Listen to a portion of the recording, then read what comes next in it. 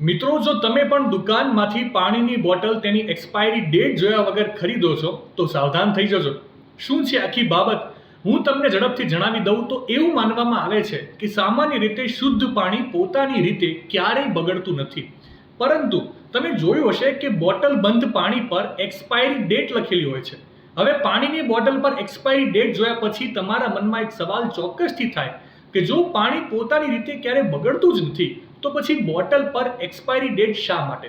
તો એનો જવાબ છે કે પાણીની બોટલ પર લખેલી એક્સપાયરી ડેટ પાણી માટે નથી હોતી, પરંતુ બોટલ માટે લખેલી હોય છે. બોટલ બંધ પાણી સામાન્ય રીતે પ્લાસ્ટિકની બોટલોમાં પેક કરીને વેચાય છે.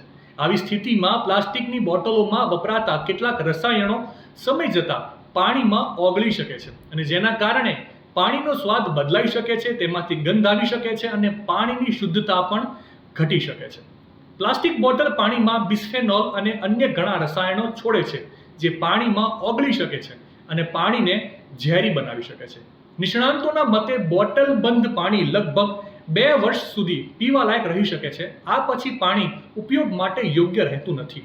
એટલે હવે ક્યારેય પણ પાણીની બોટલ ખરીદો તો એક્સપાયરી ડેટ જોઈને જ ખરીદજો.